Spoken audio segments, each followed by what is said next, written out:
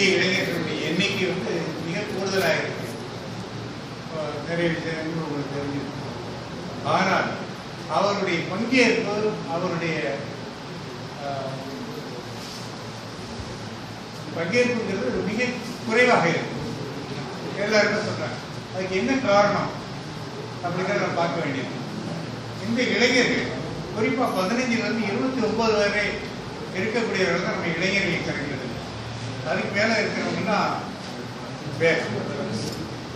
இந்த 15 to 29 இளைஞர்கள் எந்த அடிப்படையில் இருக்கிறாங்கன்னு சொன்னா, அவங்க ஏதாவது ஒன்று வந்து செய்யணும், முடிக்கணும், சாதிக்கணுங்கிற எண்ணத்தோட, ஒரு பெரியோட, ஒரு குறிக்கோளோட, ஒரு லட்சியத்தோட அவருடைய பயணம் இருக்கும் அப்படிங்கிற வல்லுநர்கள் தெரிவிக்கிறாங்க. அவங்க கையில எதுவுமே நம்ம கொடுக்கறது இல்லை. அவங்க எல்லாமே வெறுத்து உழுது போய் கடைசியில வந்து முடிகிற காலத்துல வந்து அவங்க கிட்ட அந்த பொறுப்புகள் இருக்காங்க.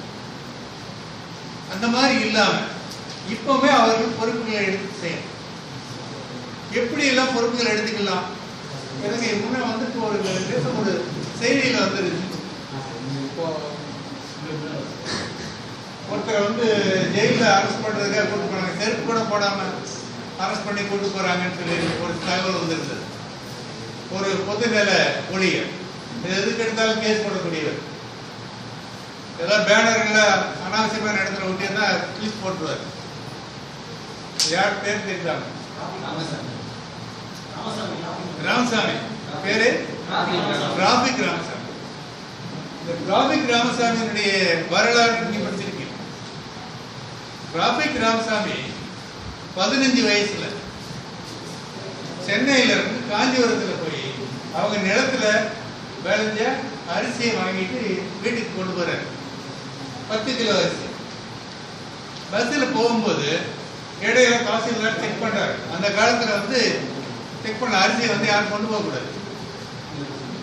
அனுமதி வாங்கியிருக்கீங்களான்னு கேட்கிறாரு. வேற அனுமதி வாங்கியிருக்கேன்னு எடுத்துக்காட்டாரு.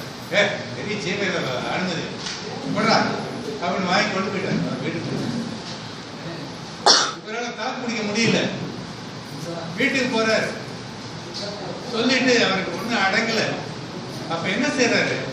அந்த காலத்துல வந்து காலனா 3 பைசா, அது 198 பைசா ஒரு ரூபாய்க்கு அப்படி ஒரு காலம் இருந்துச்சு. 198 பைசாவில் 3 பைசாவுக்கு ஒரு போஸ்ட் கார்டு கிடைக்கும். அந்த போஸ்ட் கார்டு வாங்கினார். வாங்கி அதுல எழுதினார் கலெக்டர் அட்ரஸ் எழுதிச்சு.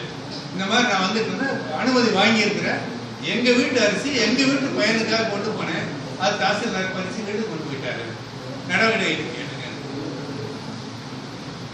எடுத்து போட்டு ஒரு பள்ளிக்கூடத்துக்கு போயிட்டாரு. 10ஆம் படிச்சுட்டு இருக்காரு. அப்போ போன உடனே 2 நாள் கழிச்சு தாசில்தார் வீட்டு முன்னாடி நிற்கிறாரு. கலெக்டர் சஸ்பெண்ட் பண்ணிட்டாரு. அந்த பையன்கிட்ட போய் மன்னிப்பு கேட்டு கடிதம் எழுதி வாங்கிக்கலாம், இல்லைன்னா அவனுக்கு சீட்டு கிடையாது போ. அன்னைக்கு கலெக்டர் அப்படி போட்டுக்கிறார். அந்த மாதிரியான இளைஞர்கள் அன்றைக்கு எடுத்த பழக்கம் அவருக்கு இன்றைக்கு வரைக்கும் அவருக்கு டிராபிக் ராமசாமி முடியல. எது இந்த இடத்துல அநியாயங்கள் நடந்தாலும் தட்டி கேட்கறதுங்கிற மனப்பான்மை அவர்கிட்ட இருக்கு. இன்றைக்கு இருக்கிறதுனாலதான் நிறைய விஷயங்கள் அவர் பங்கேற்பு இருந்துச்சு.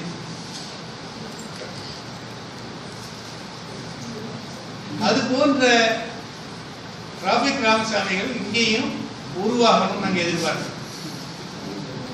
இங்கே நரிக்குடி பகுதியிலே இருக்கணும். அந்த நரிக்குடி பகுதியில் எனக்கு ஒரு சின்ன இது அவங்களுக்கு நினைவு.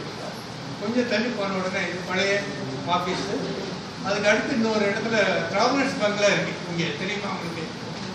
எத்தனை பேருக்கு தெரியும்? கொஞ்சம் கை தூக்கும். டிராவலர்ஸ் பங்களா நரிக்குடியிலே இருக்கு. டிராவலர்ஸ் பங்களா அது என்ன சொல்றது? பயணியர் விடுதி. கேள்விப்பட்டிருக்கீங்களா?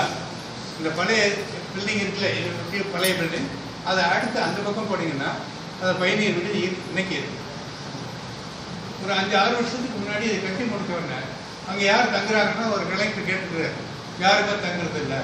சரி, யூனியன் ஆஃபீஸில் இருக்கவங்க மற்றவங்க எங்கேருந்து வர்றாங்கன்னா ஒவ்வொருத்தரும் ஒவ்வொரு ஊர்லேருந்து வர்றாங்க. இங்கே யாருமே தங்கணும்னு கலெக்டர் அவர் வந்தார். இங்கே ஒரு 2 நாள் தங்கியிருந்தார். அதுதான் முதல்ல கடைசியாக, வேற யாரும் அது நரிக்குடி பகுதியில் உங்களுடைய தொண்டு சர்வீஸுங்கிறது கட்டாயம் தேவை. அந்த பகுதியில் நீங்கள் இருக்கிறீங்க, இதுக்கெல்லாம் என்ன செய்யலாம் அப்படிங்கிற ஒரு முடிவுகள் கூட நீங்கள் எடுக்கலாம். தட்டி கேட்கக்கூடிய ஒரு மனப்பான்மை உங்களுக்கு இருக்கணும். அதுக்கு அடுத்து நேரு யுவகேந்திரா சார்பாக நம்ம இங்கே நடத்துகிறோம். நேரு யுவகேந்திரா இந்த இளைஞர்கள் வந்து விளையாட்டு பயிற்சிகளில் ஸ்போர்ட்ஸ் அண்ட் கேம்ஸ் அது ரெண்டுலேயும் வந்து ஏற்படுத்திருக்காருன்னு சொல்கிறாங்க. அதுக்கு நிறைய உறுப்பினர்கள் மன்றங்கள் ஏற்படுத்திட்டு இருக்கிறாங்க. அது சார்பாக அமைப்பாளர்கள் வந்திருக்கிறாங்க. அமைப்பாளராக ஒருங்கிணைப்பாளர் அவர் சில விஷயங்களை உங்களுக்கு சொல்லுவார். அது சார்பாக உங்களுக்கு தெரிஞ்சதுன்னா அந்த அமைப்பில் சேர்ந்து அந்த அரசனுடைய உதவிகள் நம்ம பெறுவதற்கான வாய்ப்புகளை உருவாக்கிக்கலாம். என்னுடைய உரையை